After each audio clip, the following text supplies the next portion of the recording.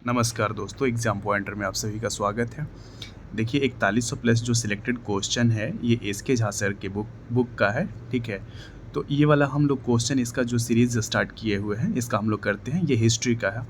वैसे आपको इसमें हिस्ट्री है, पॉलिटी है, ज्योग्राफी, इकोनॉमिक्स, साइंस का सारा है इसमें। तो आज हम लोग ये हिस्ट्री का करते हैं, लगभग इसमें 250 क्वेश्चन तक करते हैं। फिर अभी हिस्ट्री का और भी है, तो अभी हम लोग जितना हो सकता है देखते हैं, करते हैं, ठीक है। और ये 60 तक क्वेश्चन मैंने करा रखा है जो कि पहले वीडियो में है, आप लोग देख लीजिएगा। चलिए हम लोग क्वेश्चन स्टार्ट करते हैं। दोस्तों थोड़ा सा आप लोग को यदि ऐसा लगे कि मतलब थोड़ा सा स्लो चल रहा है वीडियो, तो आप लोग इसको फास्ट मोड में करके देख सकते हैं। और साउंड की क्वालिटी के लिए थोड़ा सा आप लोग ईयरफोन या हेडफोन वगैरह, ब्लूटूथ वगैरह यूज़ कर सकते हैं, अच्छा आप लोग को सुनाई देगा।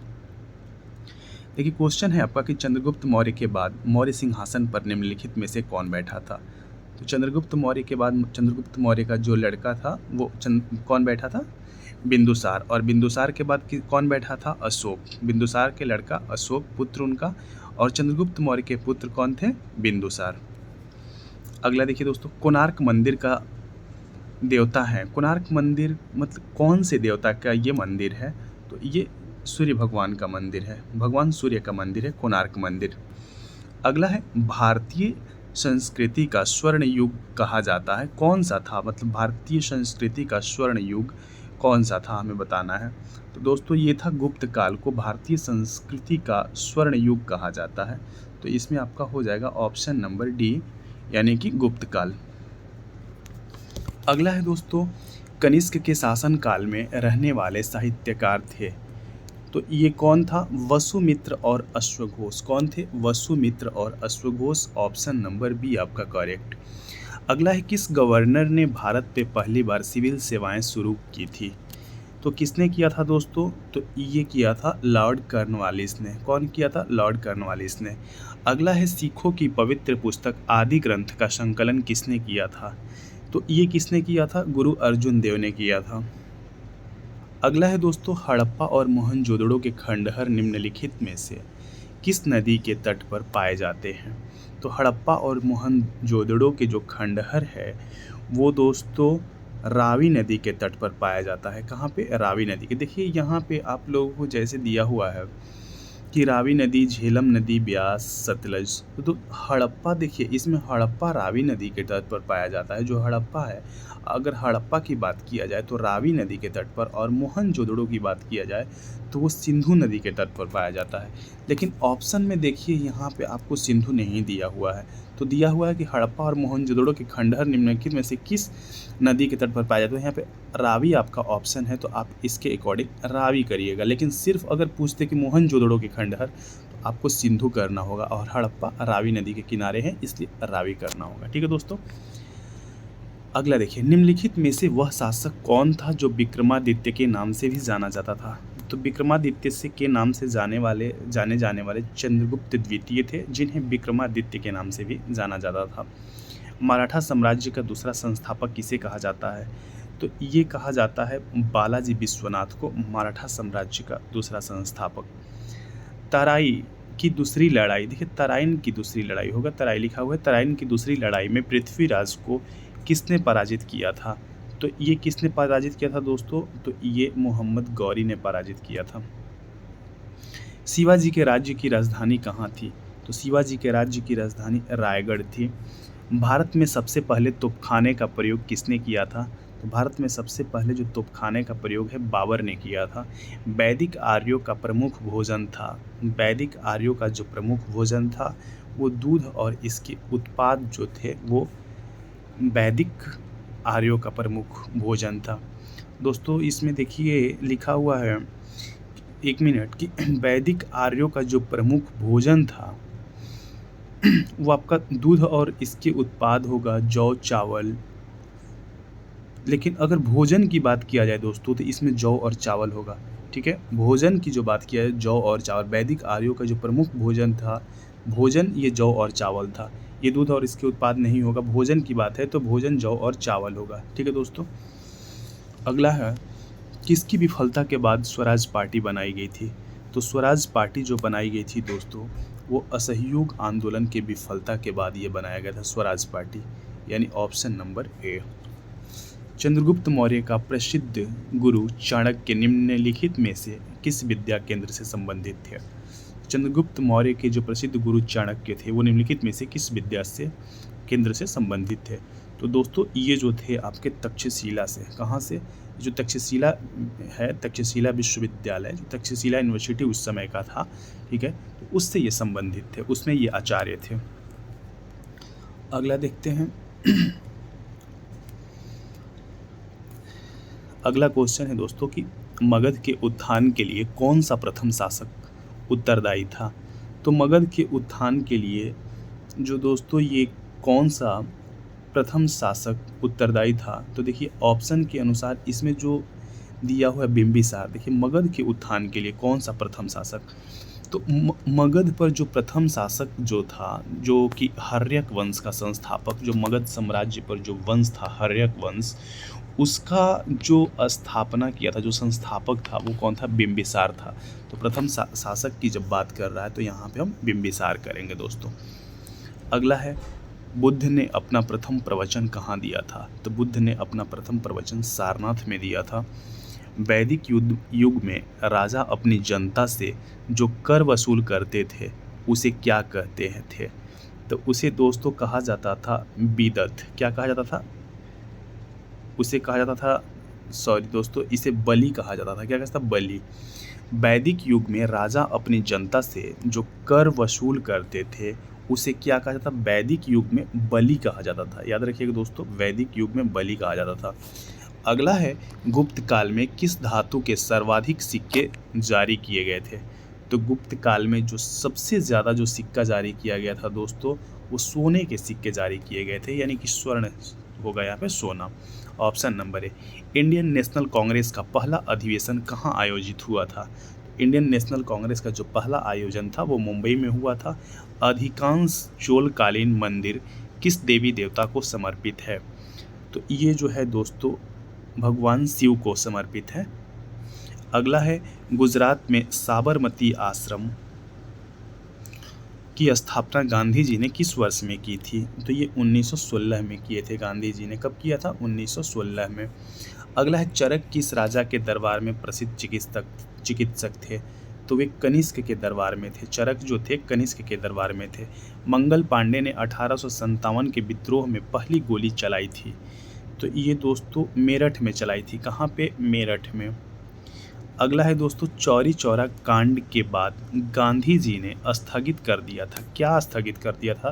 तो असहयोग आंदोलन को स्थगित कर दिया था। अगला है, हड़प्पा किस नदी के किनारे पर स्थित है? तो हड़प्पा दोस्तों रावी नदी के किनारे स्थित है और मोहनजोदड़ो सिंधु नदी के किनारे स्थित है। निम्नलिखित में से कौन सा स्थान भारत में पुर्तगालियों का मुख्यालय था? तो भारत में जो पुर्तगालियों का मुख्यालय था वो था गोवा। अगला है दोस्तों, सिखों का अंतिम गुरु निम्नलिखित में से कौन थे? तो सिखों के जो अंतिम गुरु थे वो गुरु गोविंद सिंह थे। कौन थे दोस्तों? गुरु गोविंद सिंह, यानी 10वें गुरु थे। इनके बाद गुरु का जो पद है उनको समाप्त कर दिया गया। गीत गोविंद का लेखक कौन था? गीत गोविंद के जो लेखक है दोस्तों वो है आपका जयदेव। कौन है? जयदेव। अगला है, बंगाल का पहला गवर्नर जनरल कौन था? तो बंगाल का जो पहला गवर्नर जनरल था वो था लॉर्ड वॉरेन हेस्टिंग्स। अगला देखते हैं दोस्तों। अगला है 91। दोस्तों 91 है, भारत सेवक समाज की स्थापना किसने की थी? तो भारत सेवक समाज की स्थापना गोपाल कृष्ण गोखले ने किया था। किसने किया था? गोपाल कृष्ण गोखले ने भारत सेवक समाज की स्थापना किया था। अगला है, इंडियन नेशनल कांग्रेस का संस्थापक कौन था? तो इंडियन नेशनल कांग्रेस का जो संस्थापक था वो एओ ह्यूम। कौन थे दोस्तों? एओ ह्यूम। अगला है, यज्ञ सूत्र निम्नलिखित में से किस वेद में है? तो यज्ञ सूत्र जो है दोस्तों ये आपका यजुर्वेद में है। किस में है? यजुर्वेद में। गंधार मूर्ति कला की सर्वोत्तम कृतियाँ कब प्रकट हुई? तो गंधार मूर्ति कला की जो सर्वोत्तम कृतियाँ है वो दोस्तों आपका कुषाण काल में प्रकट हुआ था। कब हुआ था? कुषाण काल में प्रकट हुआ था। महाबलीपुरम में समुद्र तट पर मंदिर किसने बनवाया था? तो महाबलीपुरम में समुद्र तट पर जो मंदिर है वो दोस्तों नरसिंह वर्मन प्रथम ने बनवाया था। कौन बनवाया था? नरसिंह वर्मन प्रथम ने। ठीक है। पहली बौद्ध परिषद कहाँ हुई थी? देखिए, पहली जो बौद्ध परिषद हुई थी दोस्तों वो राजगृह में हुआ था। कहाँ पे हुआ था? राजगृह में। निम्नलिखित में से कौन सा हड़प्पा व्यापार केंद्र था? निम्नलिखित में से कौन सा हड़प्पा व्यापार मतलब हड़प्पा सभ्यता का जो व्यापार केंद्र था वो कौन सा था? क्वेश्चन ये कह रहा है। तो ये आपका दोस्तों लोथल था। गुजरात में ये लोथल है, बंदरगाह वो था। हर्षवर्धन की आरंभिक राजधानी कहाँ थी? तो हर्षवर्धन की जो आरंभिक राजधानी थी वो थानेश्वर थी। कहाँ थी दोस्तों? थानेश्वर। अगला है, निम्नलिखित में से किसने भारत में फ्रेंच शक्ति को समाप्त कर दिया? तो जो फ्रांस की जो शक्ति को समाप्त मतलब कौन से युद्ध के बाद जो है फ्रांस की जो शक्ति है वो समाप्त हो गई? तो वो दोस्तों था वांडीवास की लड़ाई। वांडीवास की लड़ाई के बाद, युद्ध के बाद जो फ्रांस की शक्ति पूरी तरह से भारत में समाप्त हो गई। अगला है, मनसबदारी प्रणाली किसने आरंभ किया था? तो मनसबदारी जो प्रणाली है दोस्तों वो आपको अकबर ने, किसने? अकबर ने प्रारंभ किया था। निम्नलिखित में से दिल्ली का अंतिम सुल्तान कौन था? तो दिल्ली का जो अंतिम सुल्तान था वो इब्राहिम लोदी था। कौन था? इब्राहिम लोदी। देखिए, सल्तनत काल में जो सुल्तान जो होते थे, तो जो सल्तनत काल 1206 से स्टार्ट हुआ था दोस्तों और ये आपका 1526 तक चला हुआ था। ठीक है। तो जब बाबर और इब्राहिम लोदी में जब लड़ाई हुआ तो इसके बाद से इब्राहिम लोदी को हराकर बाबर ने मुगल वंश की स्थापना किया था। तो ये सल्तनत काल का सुल्तान, अंतिम सुल्तान इब्राहिम लोदी था। अगला है दोस्तों, भारत को स्वतंत्रता किस ब्रिटिश प्रधानमंत्री के दौरान दी गई थी? तो भारत को जो स्वतंत्रता मिला था दोस्तों वो आपको क्लीमेंट एटली थे। जब भारत स्वतंत्र, जब अपना देश आज़ाद हुआ था तो उस समय वो ब्रिटेन के जो प्रधानमंत्री थे क्लीमेंट एटली थे। अगला है, बाबर के बाद मुगल सिंहासन पर बैठने वाला कौन था? तो बाबर के बाद जो बैठा था दोस्तों, बाबर का लड़का हुमायूं बैठा था। किस गुप्त सम्राट ने अपना नाम कविराज रखा था? तो कविराज रखा था समुद्रगुप्त को कविराज कहा जाता था। आधुनिक भारत में स्थानीय स्वशासन का प्रवर्तक किसे कहा जाता है? तो आधुनिक भारत में स्थानीय स्वशासक का जो प्रवर्तक है दोस्तों वो कहा जाता है लॉर्ड रिपन को। किसे कहा जाता है? लॉर्ड रिपन को। ठीक है दोस्तों, बहुत अच्छा क्वेश्चन है, आप लोग यहाँ पूरा अच्छे से देखिएगा। चलिए अगला देखते हैं, भारतीय संगीत का मूल निम्न में से किस वैदिक संहिता में पाया जा सकता है? तो ये दोस्तों जो है सामवेद में पाया जाता है। जो संगीत का जो जन्म हुआ है या संगीत का जो भी संगीत जो यहाँ से आया है तो कौन से वेद से? तो सामवेद से। ऑप्शन नंबर सी। मौर्य काल के दौरान शिक्षा का सबसे प्रसिद्ध केंद्र निम्न में से कौन सा था? तो मौर्य काल में जो शिक्षा का सबसे प्रसिद्ध केंद्र था दोस्तों वो तक्षशिला था। निम्न में से कौन सा अकबर द्वारा अपनाया गया सुधार उपाय नहीं है? तो अकबर द्वारा जो नहीं अपनाया गया है दोस्तों वो इनमें से कौन सा है? तो इक्ता प्रणाली जो है ये नहीं है, इक्ता प्रणाली नहीं है, बाकी दास जब्ती मनसबदारी प्रणाली है। अगला है, प्रथम आंग्ल मराठा युद्ध कौन सी संधि द्वारा समाप्त हुआ था? तो ये दोस्तों जो हुआ था सालबाई के संधि के द्वारा हुआ था। कौन से संधि के द्वारा? प्रथम जो आंग्ल मराठा युद्ध है सालबाई की संधि के द्वारा समाप्त हुआ था। प्रसिद्ध कवि कालिदास किसके दरबार में रहते थे? तो कालिदास जो है चंद्रगुप्त द्वितीय के दरबार में थे। चंद्रगुप्त द्वितीय के दरबार में कालिदास थे। राजतरंगिणी के लेखक कौन है? राजतरंगिणी के जो लेखक है दोस्तों वो कल्हण है। किसको स्नेह से grand old man of India कहा जाता है?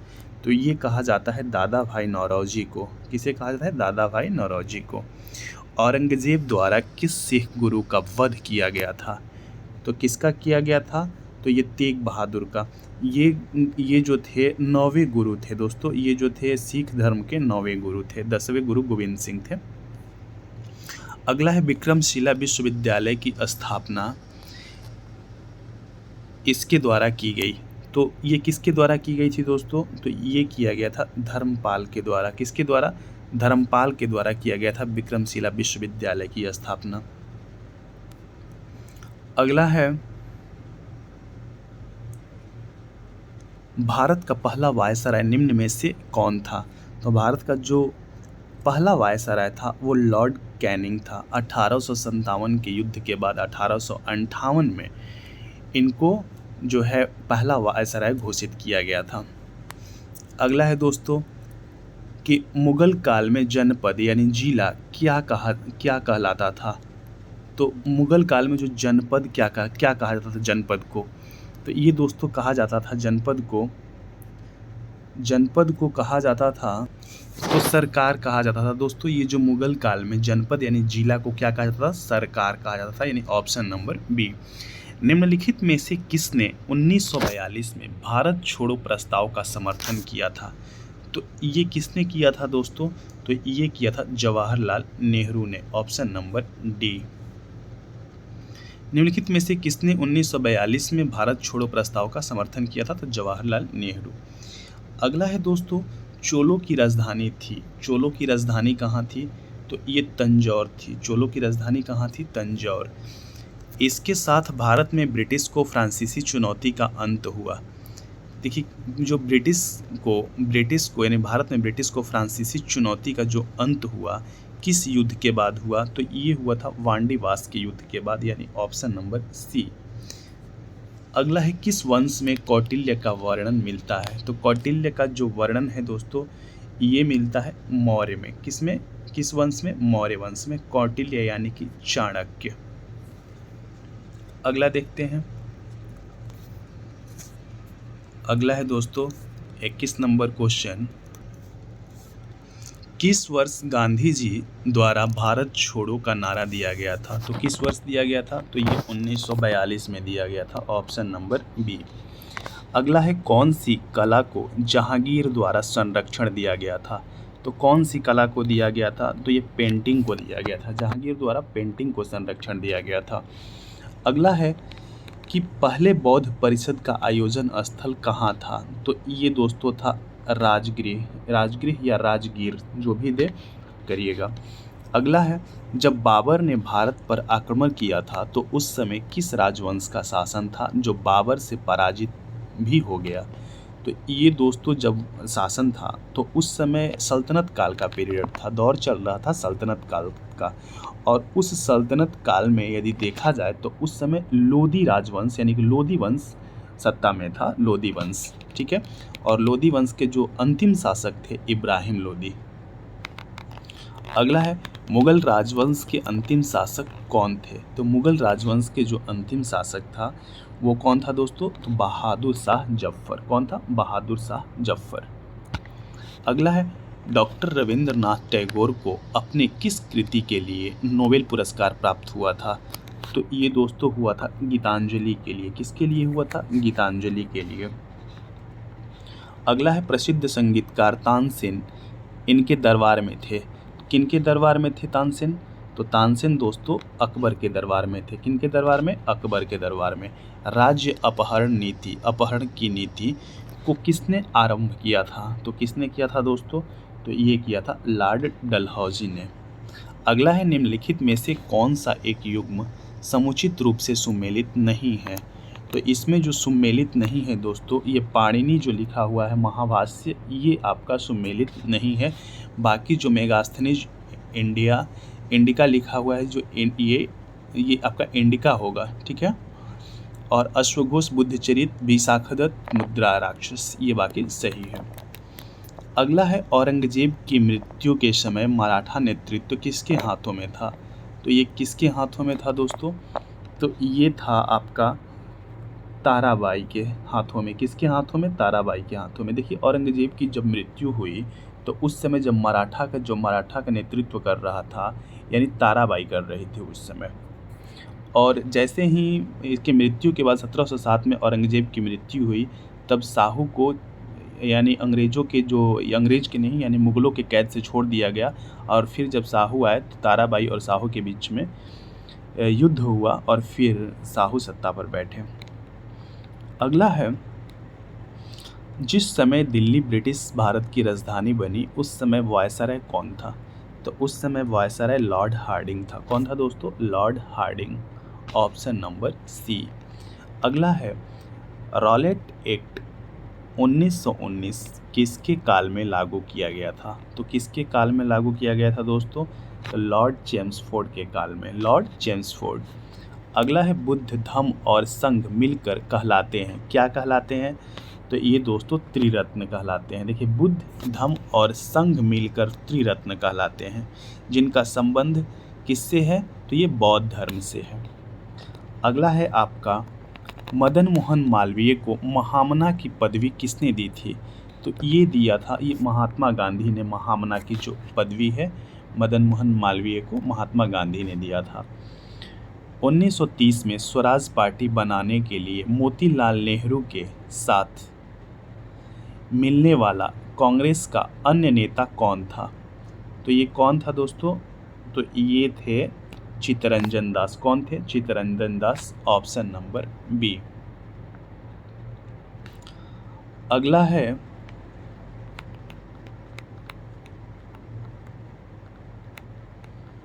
भारत छोड़ो आंदोलन के दौरान समांतर सरकार का गठन कहाँ किया गया था? तो ये बलिया में किया गया था। कहाँ किया गया था दोस्तों? ऑप्शन नंबर डी, बलिया में। अगला है पूना समझौता 1932 किसके बीच हुआ था? तो ये पूना पैक्ट है, पूना समझौता, वो किसके बीच में हुआ था दोस्तों?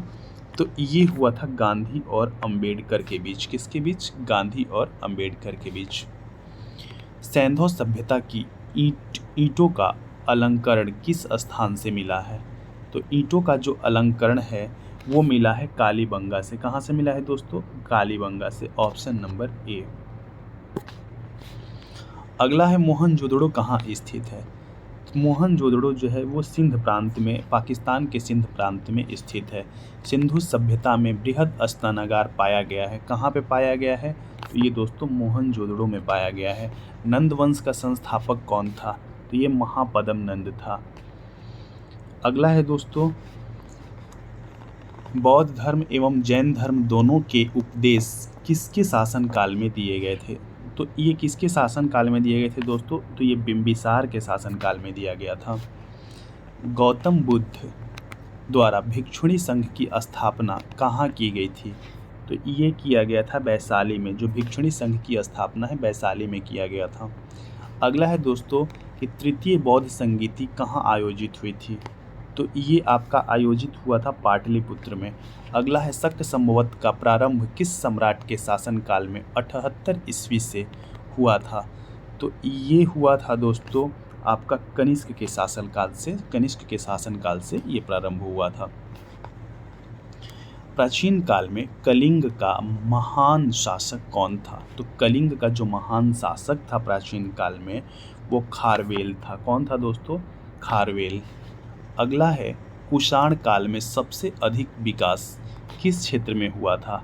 तो ये जो सबसे अधिक जो विकास है दोस्तों वो साहित्य के क्षेत्र में हुआ था। कुषाण काल में सबसे अधिक विकास।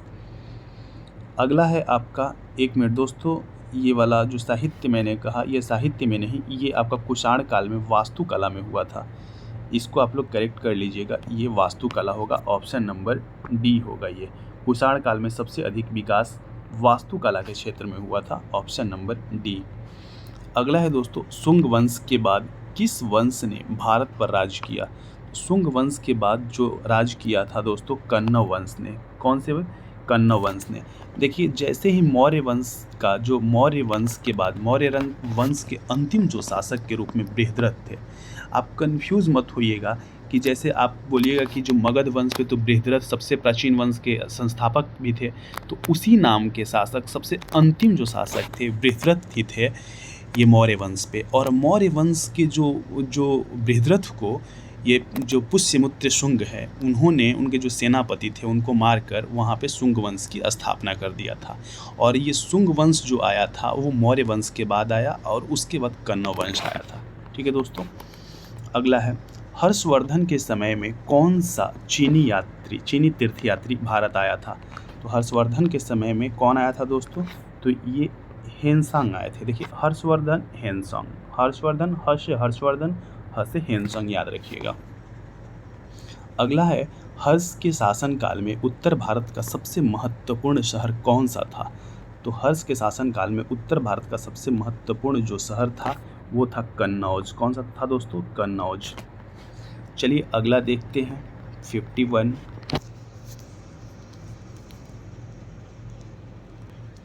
दोस्तों विक्रम संवत प्रारंभ हुआ था, कब हुआ था? तो जो विक्रम संवत है ना, वो 58 ईसा पूर्व में विक्रम संवत प्रारंभ हुआ था, 58 ईसा पूर्व में, यानी BC में। अगला है पूरा पाषाण काल में आदि मानव के मनोरंजन के साधन क्या थे? तो पूरा पाषाण काल में आदि मानव के जो मनोरंजन के जो साधन थे वो था शिकार। क्या था दोस्तों? शिकार। अगला है दिल्ली सल्तनत की दरबारी भाषा क्या थी? जो दिल्ली सल्तनत जो पीरियड था, जो काल था, उसमें दरबारी भाषा क्या थी? तो उस समय जो दरबारी भाषा थी दोस्तों फारसी था। क्या था? फारसी, यानी ऑप्शन नंबर बी। अगला है आगरा नगर की स्थापना किसके द्वारा की गई थी? तो आगरा नगर की जो स्थापना है वो किसके द्वारा किया गया था? तो वो सिकंदर लोदी के द्वारा किया गया था। अगला है दोस्तों आपका कि लोदी वंश का अंतिम शासक कौन था? तो लोदी वंश का जो अंतिम शासक था वो आपका कौन था? वो था इब्राहिम लोदी, और इसी को परास्त करके बाबर ने मुगल वंश की स्थापना किया था। तो यहाँ पे हो जाएगा इब्राहिम लोदी, 155 का बी। अगला है लाखवक्स के नाम से जाना जाने वाला भारतीय शासक कौन था? लाखवक्स का मतलब होता है लाखों का दान करने वाला। ये किसे कहा जाता था दोस्तों? ये कुतुबुद्दीन ऐबक को कहा जाता था, ऑप्शन नंबर सी। अगला है आपका कुतुब मीनार के कार्य को किसने पूरा किया था? तो कुतुब मीनार के जो कार्य को पूरा किया था वो इल्तुतमिश ने पूरा किया था, और इसको जो शुरू करवाया था वो कुतुबुद्दीन ऐबक ने शुरू करवाया था, लेकिन इल्तुतमिश ने इसे पूरा करवाया। निम्नांकित में से दिल्ली का पहला तुगलक सुल्तान कौन था? तो जो तुगलक वंश का जो तुगलक सुल्तान कौन था? तो ये दोस्तों जो था आपका गयासुद्दीन तुगलक, यानी तुगलक सुल्तान यानी कि तुगलक वंश का संस्थापक। देखिए जैसे दिल्ली सल्तनत में जैसे पहला जो था गुलाम वंश था, ठीक है, तो ये गुलाम वंश था। तो गुलाम वंश के बाद कौन सा आया? खिलजी वंश आया। खिलजी वंश के बाद कौन सा आया? तुगलक वंश आया। तो ऐसे ही तुगलक वंश के बाद ये आपका सैयद वंश था, और सैयद वंश के बाद लोदी वंश। तो ये वंश आते गए, उसके अलग अलग संस्थापक थे, ठीक है। तो यही पूछ रहा है कि तुगलक वंश का कौन सा था? तो तुगलक वंश का आपका Ghiyasuddin Tughlaq, option number A. अगला देखिए अलबरूनी किसके शासनकाल में इतिहासकार था? तो अलबरूनी जो था किसके शासनकाल में इतिहासकार था? तो ये था दोस्तों महमूद गजनवी के काल में। किसके शासनकाल में? महमूद गजनवी के शासनकाल में ये इतिहासकार था। निम्नलिखित में से कौन सा शासक दास गुलाम राजवंश से संबंधित था? मतलब दास या गुलाम राजवंश, जिसे ये सल्तनत काल का जो गुलाम वंश था उससे संबंधित था, कौन सा शासक, ठीक है, ये बताना है हमको। तो ये कौन था दोस्तों इनमें से? तो इल्तुतमिश था, ठीक है, इल्तुतमिश। और भी थे लेकिन ये ऑप्शन में क्या इल्तुतमिश दिया हुआ है? अकबर, हुमायूं, शाहजहां नहीं, इल्तुतमिश। अगला देखिए मोहम्मद गजनवी ने भारत पर कितनी बार आक्रमण किया था? तो मोहम्मद गजनवी ने भारत पर जो आक्रमण किया था वो कितने बार किया था दोस्तों? तो 17 बार किया था। अगला है दिल्ली सल्तनत का वह प्रथम सुल्तान कौन था जिसने अस्थाई सेना रखी थी? तो ये रखा था अलाउद्दीन खिलजी ने। अगला है अलाई दरवाज़ा का निर्माण किस सुल्तान ने करवाया? देखिए दोस्तों ये अस्थाई सेना रखा था, सेना तो सभी ने रखा था, तो अस्थाई सेना रखने का मतलब क्या है कि ये जो रखा था अलाउद्दीन खिलजी ने, मतलब पेमेंट करके, अस्थाई पेमेंट के तौर पे, मतलब कि सबको जो एक मंथली जो पेमेंट के रूप में एक अस्थाई सेना कर दिया गया था। और उसके पहले क्या था कि सेना हमेशा चेंज होते रहते थे, लेकिन इनके बाद जो इसने क्या किया था कि अस्थाई कर दिया था, ठीक है। अलाई दरवाज़ा का निर्माण किस सुल्तान ने करवाया था? तो अलाई दरवाज़ा का जो निर्माण है दोस्तों वो किसने करवाया था? तो इल्तुतमिश ने करवाया था। किसने करवाया था? इल्तुतमिश ने। अगला है आपका दिल्ली में कौन सा ऐतिहासिक स्मारक भारतीय तथा फारसी वास्तुकला शैली का उदाहरण है? तो ये कौन सा है? ये है हुमायूं का मकबरा, हुमायूं का मकबरा। अगला है 2.5 दिन का झोपड़ा मस्जिद अजमेर का निर्माण किसने करवाया था? तो ये करवाया था आपका कुतुबुद्दीन ऐबक ने। दोस्तों यदि आपको लग रहा हो कि वीडियो बहुत स्लो है तो आप इसको फास्ट मोड में करके देख सकते हैं। चलिए अगला हम लोग देखते हैं क्वेश्चन कि चार मीनार का निर्माण किसने करवाया था? तो चार मीनार का जो निर्माण है ये करवाया था कुली कुतुब शाह ने। किसने करवाया था? कुली कुतुब शाह ने। ये आपका चार मीनार कहाँ स्थित है दोस्तों? तो हैदराबाद में है। कहाँ पे है? हैदराबाद में। कुली कुतुब शाह। अगला है हम्पी का खुला संग्रहालय किस राज्य में है? तो हम्पी का जो खुला संग्रहालय है दोस्तों ये कहाँ है? कर्नाटक में है। अगला है गुरु नानक का जन्म 1469 ईस्वी में कहाँ हुआ था? तो ये हुआ था दोस्तों तलवंडी ननकाना में। कहाँ हुआ था? तलवंडी ननकाना। सिख धर्म का संस्थापक किसे माना जाता है? तो किसे माना जाता है दोस्तों? ये माना जाता है गुरु नानक देव को, जो पहले गुरु भी थे। अगला है बाबर मूल रूप से कहाँ का शासक था? तो बाबर जो मूल रूप से था दोस्तों ये फरगना का था। कहाँ का था? फरगना का। अगला है किसने मुगल साम्राज्य की राजधानी को आगरा से दिल्ली स्थानांतरित किया था? तो ये किया था दोस्तों शाहजहां ने। किसने किया था? शाहजहां ने। अगला है किस मुगल शासक का 2 बार राज्याभिषेक हुआ था? तो 2 बार राज्याभिषेक हुआ था औरंगजेब का। अगला है अकबर का राज्याभिषेक कहाँ हुआ था? अकबर का जो राज्याभिषेक है कालानौर में हुआ था। कहाँ हुआ दोस्तों? कालानौर में। हल्दी घाटी का युद्ध कब लड़ा गया था? तो हल्दी घाटी का जो युद्ध है दोस्तों ये लड़ा गया था आपका 1576 में। कब लड़ा गया था? 1576 में हल्दी घाटी का युद्ध। शाहजहां ने निम्नलिखित में से किस शहर में मोती मस्जिद बनवाई थी? तो मोती मस्जिद जो बनवाया था आगरा में बनवाया था। निम्न में से किस शासक का काल संगमरमर का काल कहलाता है? तो संगमरमर का जो काल कहलाता है वो शाहजहां के काल को संगमरमर का काल कहा जाता है। निम्न में से किस शासक का काल संगमरमर का काल कहा जाता है? देखिए क्वेश्चन रिपीट हुआ है आपका। तो ये Shahjahan. Option number B. Shivaji ने मुगलों को किस संधि के द्वारा किलों को हस्तांतरित किया था? तो ये किया था पुरंदर की संधि के द्वारा। ठीक है, शिवाजी ने मुगलों को किस संधि के द्वारा किलों को हस्तांतरित किया था? तो पुरंदर की संधि के द्वारा। अगला है दोस्तों कि किसके शासनकाल में मराठा प्रमुख संभाजी की हत्या कर दी गई थी? तो किसके शासनकाल में? तो ये दोस्तों ये हुआ था औरंगजेब के। किसके शासनकाल में? औरंगजेब के शासनकाल में। ठीक है, किसके शासनकाल में मराठा प्रमुख संभाजी की हत्या कर दी गई थी? तो औरंगजेब के शासनकाल में। अगला है आपका अष्टप्रधान मंत्री परिषद किस शासक के शासनकाल में थी? तो ये दोस्तों शिवाजी के शासनकाल में अष्टप्रधान मंत्री परिषद शिवाजी के शासनकाल में। आइए दोस्तों अगला देखते हैं 181। सुगौली की संधि जो 1816 में हुआ था किनके बीच संपन्न हुआ था? तो ये दोस्तों जो हुआ था आपका ईस्ट इंडिया कंपनी और नेपाल के बीच। किसके बीच? ईस्ट इंडिया कंपनी यानी अंग्रेजों के बीच और नेपाल के बीच। अगला है कलायू को बंगाल का गवर्नर बनाया गया था। कब बनाया गया था? तो ये दोस्तों बनाया गया था 1757 में। रॉबर्ट कलायू को 1757 में, यानी कि जब पलासी के युद्ध के बाद 1757 में रॉबर्ट कलायू को बंगाल का गवर्नर बनाया गया। आधुनिक भारत में हिंदू धर्म में पहला सुधार आंदोलन था। तो आधुनिक भारत में जो हिंदू धर्म में पहला सुधार क्या था? तो ये था दोस्तों ब्रह्म समाज। ब्रह्म समाज ने, यानी कि ब्रह्म समाज जब आया, ठीक है, 1828 में, तो ये इनको माना जाता है कि हिंदू धर्म में पहला सुधार आंदोलन था। ठीक है, आंदोलन क्या, यानी कि जो राजा राम मोहन राय ने, मतलब इसके माध्यम से वो हिंदू धर्म में सुधार करने की कोशिश किया था उन्होंने। अगला है 1873 ईस्वी में सत्यशोधक समाज की स्थापना की गई। तो सत्यशोधक समाज की जो स्थापना है किसके द्वारा की गई थी? तो ज्योतिबा फूले द्वारा किया गया था 1873 में। राजा राम मोहन राय किससे संबंधित नहीं है? तो किससे संबंधित नहीं है दोस्तों? तो ये संस्कृत शिक्षा से संबंधित नहीं है। बाकी जो है विधवा पुनर्विवाह, सती प्रथा, अंग्रेजी शिक्षा, ठीक है, इससे संबंधित थे वो। ठीक है, और इसके सपोर्टर भी थे वो, समर्थक भी थे, लेकिन ये संस्कृत शिक्षा नहीं है।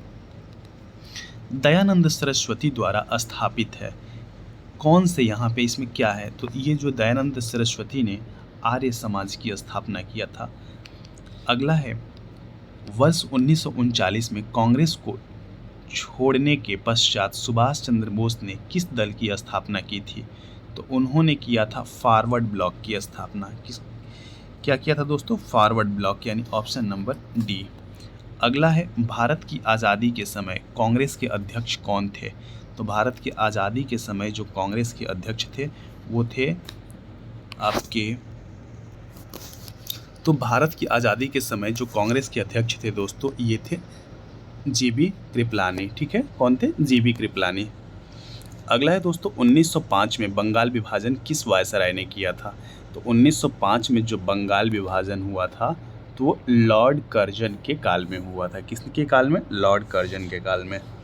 अगला है दोस्तों आपका कि 1857 के विद्रोह में कानपुर में सैनिकों का नेतृत्व किसने किया था?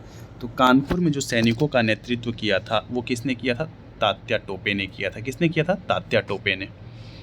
अगला है दोस्तों कि राजा राम मोहन राय ने ब्रह्म समाज की स्थापना कब किया था? तो इन्होंने किया था 1828 में, ऑप्शन नंबर सी। अगला है, किसके शासनकाल में ब्लैक होल दुर्घटना हुई थी? तो ये जो ब्लैक होल दुर्घटना हुआ था दोस्तों वो सिराजुद्दौला के शासनकाल में हुआ था। अगला है, डचों ने अपनी पहली फैक्ट्री 1605 ईस्वी में कहाँ स्थापित की थी? तो ये किया था मसूलीपट्टनम में। कहाँ किया था दोस्तों? मसूलीपट्टनम में। अगला है, किस मुगल शासक ने 2 बार शासन किया? किस मुगल शासक ने 2 बार शासन किया? तो ये होगा दोस्तों आपका हुमायूं। ठीक है, देखिए 2 बार शासन करने का मतलब है दोस्तों कि जैसे हुमायूं को शेर शाह सूरी ने परास्त किया तो इसके बाद वो भाग के चला गया, मतलब कश्मीर उश्मीर, मतलब वो अफ़गानिस्तान के तरफ में चला गया था, और उसके बाद फिर 10-15 साल के बाद फिर आया और फिर वो सत्ता संभाला। ठीक है, फिर वो, तो ये जो टाइम पीरियड है ना बीच में, वो बीच में जो टाइम पीरियड जो है इतने दिन का गैपिंग, तो इसीलिए कहा गया कि किस मुग़ल शासक ने 2 बार शासन किया। तो 2 बार ये हुमायूं ने। ठीक है, ऐसा नहीं है कि कोई टेनर होता था कि 5 साल का, जैसे प्रधानमंत्री है कार्यकाल, तो वैसा 2 बार के लिए नहीं, वही बात है। ठीक है, अगला चलिए, निम्न में से कौन मौर्य वंश का शासक नहीं था? तो मौर्य वंश का शासक निम्न में से कौन नहीं था, हमें बताना है। ठीक है, तो ये आपका हो जाएगा इसमें जो अजातशत्रु जो था ना, अजातशत्रु, ये मौर्य वंश के शासक में नहीं थे। तो ऑप्शन नंबर ए, चंद्रगुप्त थे, अशोक थे, बिंदुसार थे, ये नहीं थे। अगला है दोस्तों कि सिंधु सभ्यता का प्रमुख बंदरगाह कौन था? तो सिंधु सभ्यता का जो प्रमुख बंदरगाह था दोस्तों वो था आपका लोथल, गुजरात में। बौद्ध धर्म एवं जैन धर्म दोनों के उपदेश किसके शासन में दिए गए थे? दोनों के उपदेश किसके शासन में दिए गए थे? तो ये दोस्तों जो दिया गया था, ये दिया गया था बिंबिसार के समय में। किसके समय में? बिंबिसार के समय में। और बिंबिसार के समय में ही दोनों धर्म जो है वो अपने, मतलब कि अब दोनों धर्म का जो उत्थान हुआ था, जो दोनों धर्म आए थे वो इन्हीं के शासनकाल में ही आए थे। देखिए, नंद वंश के पश्चात मगध पर किस राजवंश ने शासन किया था? तो नंद वंश के बाद मौर्य वंश आया। कौन आया दोस्तों? मौर्य वंश। तो ऑप्शन नंबर ए। कुतुब मीनार के कार्य को किसने पूरा किया था? तो कुतुब मीनार के जो कार्य को पूरा किया था इल्तुतमिश ने पूरा किया था। मुग़ल काल की राजभाषा क्या थी? तो मुग़ल काल की जो राजभाषा है दोस्तों वो क्या था? फ़ारसी। ठीक है, राजभाषा। देखिए, ऑफिशियल लैंग्वेज की अगर बात किया जाए, एक होता है दरबारी भाषा, एक होता है राजभाषा। राजभाषा का मतलब होता है ऑफिशियल लैंग्वेज। ठीक है, तो ऑफिशियल लैंग्वेज जो मुग़ल काल का जो ऑफिशियल लैंग्वेज है दोस्तों वो फ़ारसी था। और सल्तनत काल का जो अगर ऑफिशियल लैंग्वेज पूछा जाएगा तो वो टर्किश था, तुर्की। ठीक है, लेकिन अगर ये पूछा जाए कि ये दरबारी भाषा क्या था सल्तनत काल का, तो सल्तनत काल का दरबारी भाषा जो नॉर्मल जो बोलने वाला भाषा वो था फ़ारसी। लेकिन जो काम काज जो होता था, ऑफिशियल लैंग्वेज जो भी, मतलब काम काज जो कागजी कार्रवाई, कागज़ पे जो लिखने का जो कला था, जो लिखा जाता था, तो वो ऑफिशियल राजभाषा कहा जाता है। ठीक है, तो वो फ़ारसी था। अगला देखिए, अगला है हल्दी घाटी का युद्ध कब लड़ा गया? तो हल्दी घाटी का जो युद्ध है दोस्तों वो कब लड़ा गया था? तो वो लड़ा गया था दोस्तों, ये ऑप्शन में गलत दिया हुआ है। हल्दी घाटी का जो युद्ध है आपका वो लड़ा गया था 1576 में, यानी 18 जून 1576 को। तो ये जो आपका है इसमें आपका गलत दिया हुआ है, यानी यहाँ पे जो ऑप्शन ही वो नहीं है। तो आप लोग लिख लीजिएगा, जो ये 1776 दिया हुआ है ये मिसप्रिंट हो गया है, ठीक है। तो ये 1576 होगा।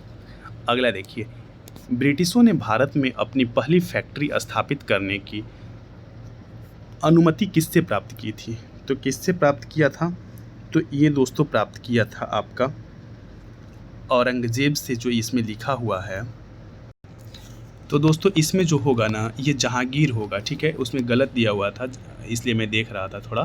देखिए, ब्रिटिशों ने भारत में अपनी पहली फैक्ट्री स्थापित करने की अनुमति किससे प्राप्त की थी? तो ये जहांगीर से प्राप्त किया था। किससे प्राप्त किया था दोस्तों? जहांगीर से, ठीक है। अगला है कि ठगी प्रथा के उन्मूलन का संबंध किस गवर्नर जनरल से है? तो देखिए, ठगी प्रथा का जो उन्मूलन हुआ था वो लॉर्ड विलियम बेंटिक के कार्यकाल में हुआ था। तो ऑप्शन नंबर बी। किसे आधुनिक भारत का जनक कहा जाता है? तो आधुनिक भारत का जो जनक कहा जाता है दोस्तों, राजा राम मोहन राय को कहा जाता है। भारतीय राष्ट्रीय कांग्रेस की पहली बैठक किस शहर में हुई थी? तो ये कहाँ हुआ था दोस्तों? मुंबई में हुआ था। अगला है आपका कि भारतीय राष्ट्रीय कांग्रेस की स्थापना कब हुई थी? तो ये 1885 में हुआ था। महात्मा गांधी दक्षिण अफ्रीका से भारत कब आए थे? तो 1915 में आए थे। अगला है, किस पशु के अवशेष सिंधु घाटी से प्राप्त नहीं हुआ है? तो शेर के अवशेष नहीं प्राप्त हुआ है, बाकी ये देखिए गाय, घोड़ा और हाथी का हुआ है। द्वितीय जैन महासभा का आयोजन कहाँ हुआ था? तो ये बल्लभी में हुआ था। कहाँ हुआ था दोस्तों? बल्लभी। अगला है, बिंदुसार ने विद्रोहियों को कुचलने के लिए अशोक को कहाँ भेजा था? देखिए, जो बिंदुसार ने सबसे पहले जब वहाँ पे तक्षशिला में विद्रोह हुआ था, तो उन्होंने पहले सुसीम को भेजा, ठीक है, और उसके बाद अशोक को भेजा था। तो कहाँ पे? तक्षशिला में हुए विद्रोह के लिए। तो ऑप्शन नंबर बी। दोस्तों ये आपका जो था 210 क्वेश्चन इसमें कंप्लीट हुआ, और आपका 550 क्वेश्चन का भी सेट जो है भी इसमें, जो कि मैं अगले वीडियो में कराऊंगा। आपको वीडियो देखने के लिए बहुत बहुत धन्यवाद। यदि आपको वीडियो अच्छा लगा होगा तो चैनल को सब्सक्राइब करिएगा, शेयर करिएगा और लाइक करिएगा। धन्यवाद।